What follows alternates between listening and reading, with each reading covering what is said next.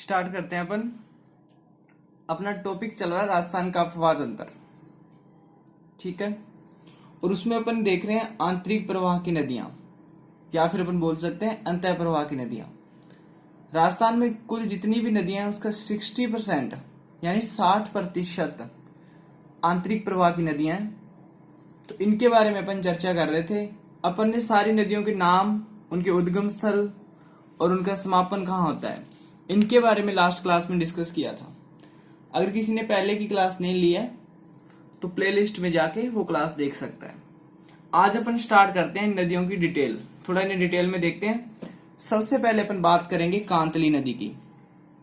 अंतः प्रवाह की नदी है और उस नदी का नाम है कांतली नदी। कांतली नदी, सबसे पहली बात, ये निकलती कहां से है, यानी इसका उद्गम कहां पे है। तो कांतली नदी का उद्गम है खंडेला की पहाड़ी सीकर में। खंडेला की पहाड़ी सीकर, ठीक है। खंडेला की पहाड़ी सीकर से इसका उद्गम होता है। अब ये कौन कौन से डिस्ट्रिक्ट में निकलती है, कौन कौन से डिस्ट्रिक्ट से निकलती है, यानी इसका अपवाह क्षेत्र। इसका अपवाह क्षेत्र देखें अगर अपन, तो सीकर तो है ही, क्योंकि सीकर से तो ये निकलती है। सीकर के बाद ये एंटर हो जाती है झुंझुनू में, ठीक है। ये हो जाएंगे इसके अपवाह क्षेत्र, और झुंझुनू की सीमा पे जाके ये खत्म हो जाती है। अगर इसके समापन की बात करें, इसका समापन कहाँ होता है, तो इसका समापन हो जाता है झुंझुनू की सीमा पर, ठीक है। अब देखो मैप में देखते हैं अपन इसे। ये सीकर है, दिख रहा है सीकर। सीकर में ये वाली जो जगह है, ये रहा खंडेला, यहां से निकलती है ये, ठीक है। और सीधी झुंझुनू में एंटर हो जाती है और इसकी बॉर्डर पे जाके खत्म हो जाती है। तो यहां बहती है अपनी कांतली नदी, ठीक है। और जो इसका अफवाह क्षेत्र है, यानी इसके दोनों तरफ वाला ये एरिया, इसे तोरावाटी बोला जाता है। क्या बोला जाता है इसे? तोरावाटी, ठीक है। क्वेश्चन आ जाए कांतली के अफवाह क्षेत्र को क्या बोलते हैं, तो अपना आंसर होगा तोरावाटी, पहली बात। एक बात और बात जो इंपॉर्टेंट भी है कांतली के लिए, जो कांतली नदी है राजस्थान में बहने वाली सबसे लंबी आंतरिक प्रवाह की नदी है। अपना क्वेश्चन आ जाए राजस्थान में बहने वाली, ओनली राजस्थान में बहने वाली सबसे लंबी आंतरिक प्रवाह की नदी कौन सी है, तो अपना आंसर होगा कांतली नदी, ठीक है। आगे चलते हैं अपन। अब ये जो अपनी कांतली नदी है, इसके किनारे पे एक सभ्यता भी है। कांतली नदी है जो, इसके किनारे एक सभ्यता है, ठीक है। अगर अपन नाम की बात करें उस सभ्यता का नाम क्या है, तो उस सभ्यता का नाम है गणेश्वर सभ्यता, ठीक है। गणेश्वर सभ्यता, या फिर इसे ताम्र युगीन भी बोल सकते हैं, ताम्र युगीन सभ्यता भी बोलते हैं, ठीक है। कांतली नदी है, इसके किनारे एक सभ्यता मिली है और उस सभ्यता का नाम है गणेश्वर सभ्यता, और ये सीकर में ही है ये सभ्यता। और अगर अपन चर्चा करें इसके बारे में, तो इसके अफवाह क्षेत्र को अपन क्या बोलते हैं, तोरावाटी बोलते हैं, ठीक है। सबसे लंबी नदी है ये, सबसे लंबी राजस्थान में, ठीक है।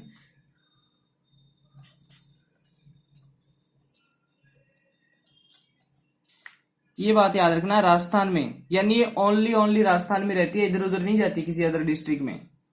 आगे चलते हैं अपन। ये हुई अपनी कांतली। नेक्स्ट नदी के बारे में चर्चा करते हैं, और नेक्स्ट अपनी नदी है घग्गर, ठीक है। घग्गर भी आंतरिक प्रवाह की नदी है। फर्स्ट ऑफ ऑल अपन देखते हैं इसका उद्गम कहां से होता है, यानी निकलती कहां से है। तो अपन ने लास्ट क्लास में भी देखा था, शिवालिक की पहाड़ियों से निकलती है ये, शिवालिक की पहाड़ी, ठीक है। शिवालिक की पहाड़ी से निकली, ठीक है भाई, अच्छी बात है कहां पे ये, हिमाचल में है, ठीक है। इससे भी अच्छी बात है, भी हिमाचल में एक शिवालिक की पहाड़ी है और वहां से निकलती है अपने घग्गर। अब इसका अफवाह क्षेत्र देखें, अपन राजस्थान में कौन कौन से डिस्ट्रिक्ट में रहती है। अब देखो हिमाचल में है, फिर हरियाणा पंजाब पंजूब वगैरह होते होते अपने राजस्थान में एंटर होती है। अब राजस्थान की अगर अपन बात करें, क्योंकि अपन राजस्थान का ही तो भूगोल पढ़ रहे हैं, राजस्थान में देखें कहाँ कहाँ चलती है, तो राजस्थान में ये हनुमानगढ़ से तो एंटर होती है, हनुमानगढ़, ठीक है। हनुमानगढ़ के बाद ही चली जाती है श्रीगंगानगर,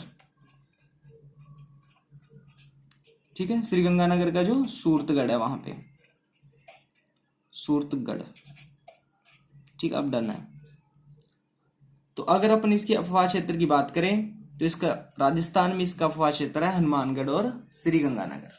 मैप में देखते हैं अपन, अपना जो राजस्थान है इसका जो उत्तरी पार्ट है, ये ऊपर वाला प्रोग्राम, ठीक है। हनुमानगढ़ दिख रहा है, ये श्रीगंगानगर है, ठीक है। यहाँ जो ये हनुमानगढ़ की टिब्बी तहसील है, यहां से अपनी घग्गर नदी इंटर होती है राजस्थान में, इंटर हुई पीलीबंगा कालीबंगा होते हुए सूरतगढ़ तक पहुंचती है, ऐसे है ये, ठीक है।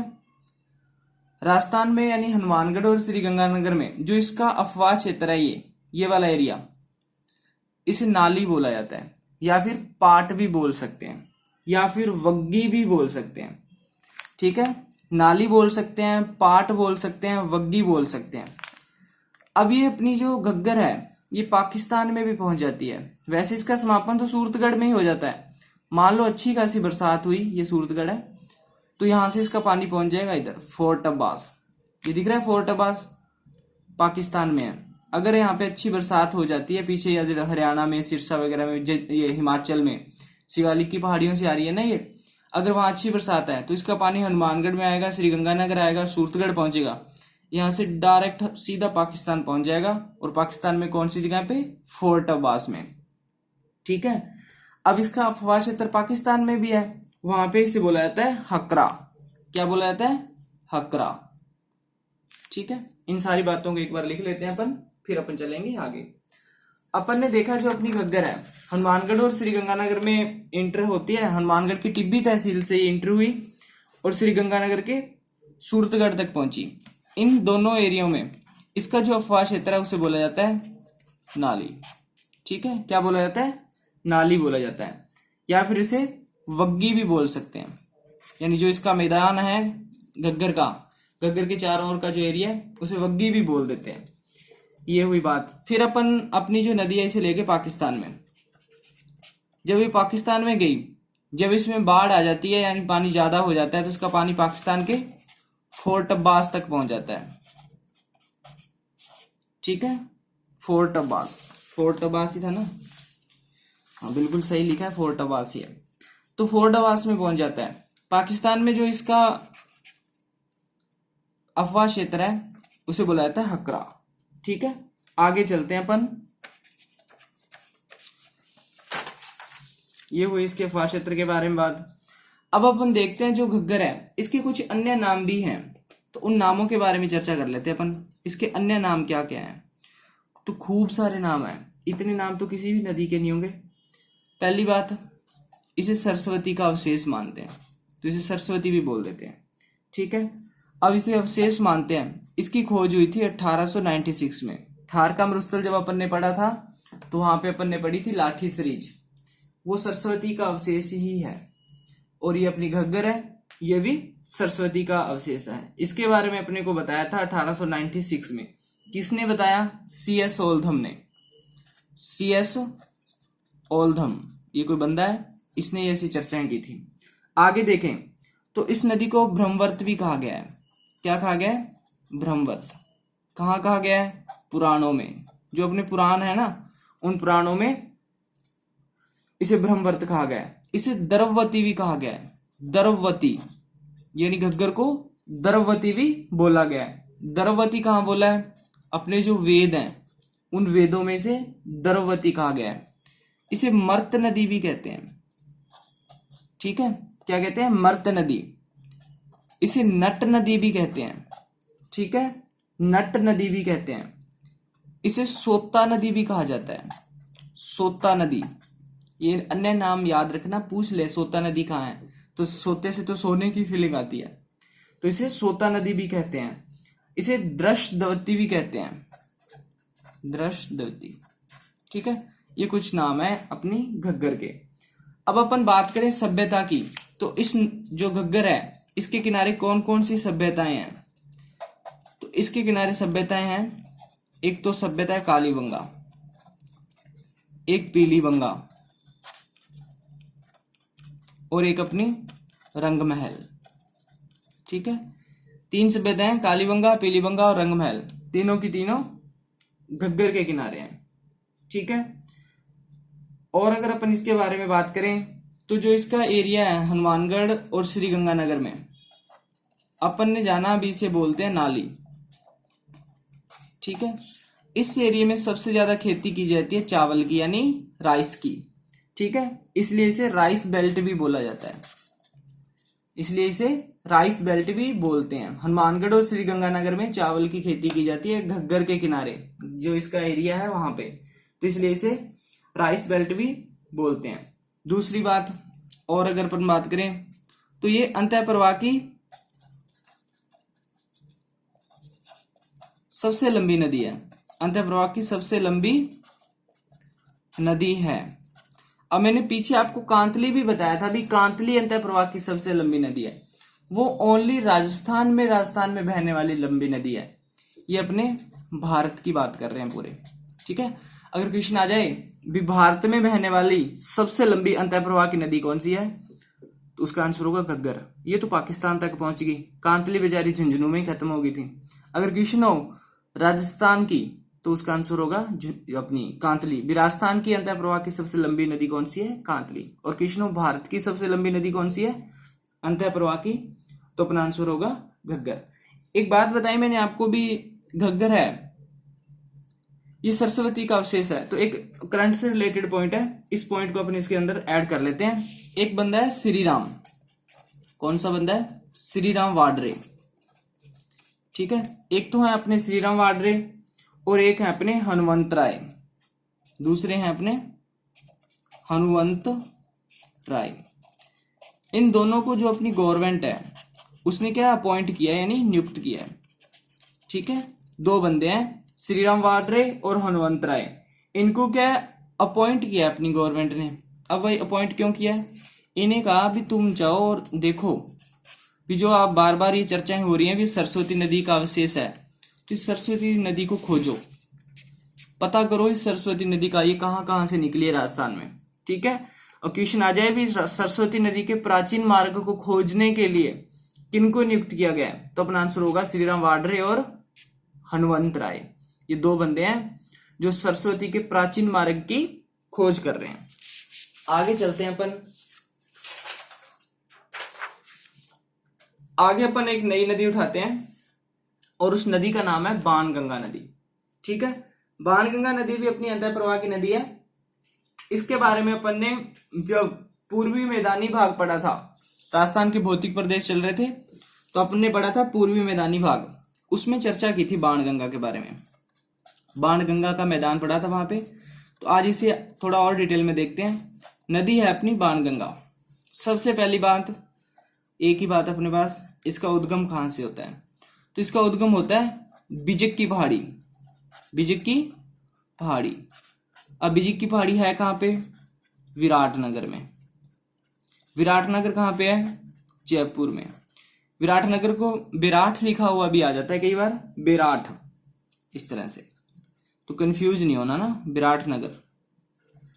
ठीक है, फिर सेकंड बात अपन करें इसके अन्य नाम। अन्य नाम से पहले अपन देख लेते हैं इसका अपवाह क्षेत्र भी कहां से निकलती है। तो सबसे पहले तो जयपुर, क्योंकि जयपुर से तो निकली है, फिर ये पहुंचती है दौसा, और दौसा के बाद ये पहुंच जाती है अपने भरतपुर, और फिर आगे जाके मिल जाती है यमुना में। ठीक है, कंफ्यूज नहीं होना, कई बार गंगा भी लिखा हुआ मिलता है। मेन टारगेट क्या है? यमुना गंगा में मिलती है जाके, इसलिए इसे भी सीधा डायरेक्ट बोल देते हैं भी गंगा में मिलती है। ठीक है, तो इसका अपवाह क्षेत्र क्या हुआ? जयपुर, दौसा और भरतपुर। ठीक है, जो इसका जो ये अपवाह क्षेत्र है इसका एक अन्य नाम भी है, और वो नाम है ताला। ठीक है, क्वेश्चन आ जाए बाणगंगा नदी के अपवाह क्षेत्र को क्या कहते हैं, तो इसे ताला भी कहते हैं। अब इसे ताला कहते हैं तो बाणगंगा को ताला नदी भी बोला जा सकता है। ठीक है, रिपीट कर रहा हूं मैं, बाणगंगा नदी के अफवाह क्षेत्र को क्या कहते हैं? बाणगंगा नदी के अफवाह क्षेत्र को ताला कहते हैं, इसीलिए बाणगंगा नदी को ताला नदी भी कहते हैं। ठीक है, और अन्य नामों की बात करें अपन, और क्या क्या नाम है इसके, तो एक तो अपना ताला नदी हो ही गया, और इसे अर्जुन की गंगा भी बोला जाता है, अर्जुन की गंगा। ठीक है, एक इसे रूडित नदी भी बोलते हैं, रूडित नदी। अब रूडित नदी क्या चीज है? अब मान लो कोई नदी है, जैसे मैंने आपको कल भी बताया था, वो अब जैसे अपनी ये बाणगंगा है, ठीक है, ये क्या है? बाणगंगा। ये है अपनी यमुना, दिख रहा है आपको? ये अपनी बाणगंगा और ये है अपनी यमुना। अपन जानते हैं भी बाणगंगा आके यमुना में मिलेगी। किस में मिलेगी? यमुना में। और लो मिल गई। अब देखो यहां तक तो थी, ये बीच में गैप आ गया, पता ही नहीं कहां चलेगी ये। तो ऐसी जो नदी होती है उसे बोला जाता है रुंडित नदी। ये रुंडित नदी का दर्जा इसे दिया गया 2012 में, और पीछे जो अभी फर्स्ट ग्रेड का एग्जाम हुआ था उसमें पूछा गया था राजस्थान की ऐसी कौन सी नदी है जिसे रुंडित नदी बोला जाता है, तो अपना आंसर होगा बाणगंगा नदी। ठीक है, अब अपन ने बात की भी ये जो है बाणगंगा, ये जयपुर से निकली, फिर दौसा में इंटर हुई, और उसके बाद में पहुंच गई भरतपुर। ये बातें, ये मान लो वो नदी है। ठीक है, तो इसके चारों ओर ये मैदान है, हर नदी के चारों ओर इसका बेसिन होता है, क्षेत्र होता है, मैदान होता है। जो ये मैदान है इसे बोला जाता है रोही का मैदान। क्या बोला जाता है? रोही का मैदान। क्वेश्चन आ जाए अपना भी, जो बाणगंगा नदी है जो वो मैदान का निर्माण करती है उसे क्या बोलते हैं, तो अपना आंसर होगा रोही का मैदान। ठीक है, बाणगंगा द्वारा निर्मित मैदान को रोही का मैदान बोला जाता है। ये बात भी आपको याद रखनी है। जो बाणगंगा नदी है आज ये अंतः प्रवाह की नदी है, अंतः प्रवाह की नदी है, लेकिन पहले इसमें 12 मासी पानी चलता था, यानी पूरे साल भर पानी रहता था। लेकिन आज अगर अपन बात करें तो ये अंतः प्रवाह की नदी है। और एक सेकंड बात, इंपॉर्टेंट बात, जो अपनी बाणगंगा है ये राजस्थान की एकमात्र ऐसी नदी है जिसकी कोई भी सहायक नदी नहीं है। ठीक है, और ये डायरेक्ट यमुना में या फिर गंगा में मिलती है। तो लिख लेते हैं इस बात को, किस तरह से लिखेंगे? राजस्थान की एकमात्र नदी, राजस्थान की एकमात्र नदी जिसकी कोई सहायक नदी नहीं है, अपना जल प्रत्यक्ष रूप से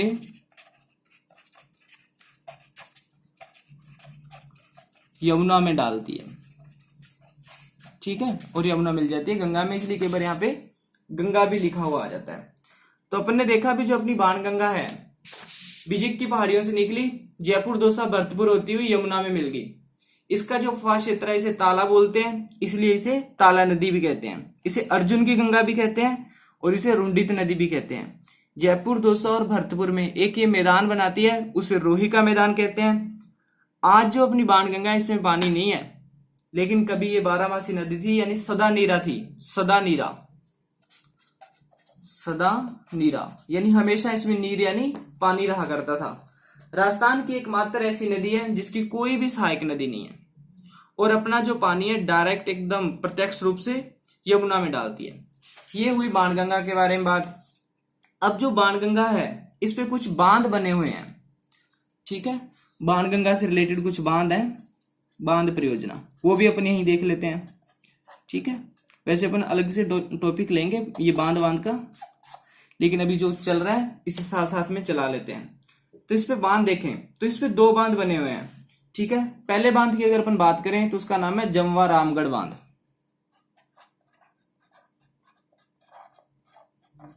जमवा रामगढ़ बांध। ठीक है, किसने बनाया इस बांध को? इसे बनाया था राम सिंह ने, राम सिंह। ठीक है, और वो राम सिंह था सेकंड। कब बनाया? 1903 में बनाया। आज अगर वर्तमान में इस बांध की बात करें वर्तमान में, तो वर्तमान में यहाँ पे खेले जाते हैं टूर्नामेंट। ठीक है, सूखा पड़ा है, ये कुछ नहीं है यहाँ पे अभी। आगे चले, अगर दूसरे बांध की बात करें तो इसमें एक बांध है अजान बांध। अजान बांध, ठीक है। अजान बांध कहाँ है? भरतपुर में। भरतपुर में कहाँ पे? जो केवला देव अभ्यारण्य है ना भरतपुर में, वहां पे है ये बांध, ठीक है। अजान बांध है भरतपुर में, और भरतपुर में कहाँ पे? केवला देव में। अब देखो जो अजान बांध है इसमें कई बार क्या पानी की कमी आ जाती है। किसकी कमी आ जाती है? पानी की। अब बांध में तो पानी ही होता है, तो पानी की कमी आएगी। जब पानी की इसमें कमी आ जाती है तो इसमें पानी कहीं ना कहीं से तो पहुंचाया ही जाएगा, तो वो पहुंचाया जाता है घबीरी नदी से, ठीक है। घबीरी नदी है, उससे इसमें पानी डाला जाता है। अब घबीरी नदी से भी कहां से पानी आता है? एक पांचना बांध है, पांचना बांध।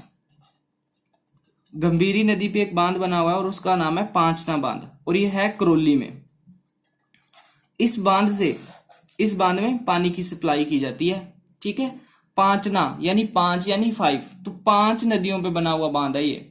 राजस्थान का मिट्टी का बना हुआ एकमात्र बांध पांचना बांध। कहां पे?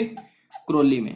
पांचना बांध से अजान बांध में पानी की सप्लाई की जाती है, जब अजान बांध में पानी की क्या हो जाती है? कमी हो जाती है, ठीक है। तो ये थी अपनी बाणगंगा। आगे चलते हैं, अपन नई रिवर लेते हैं एक अपनी, और उस रिवर का नाम है पश्चिमी बनास नदी।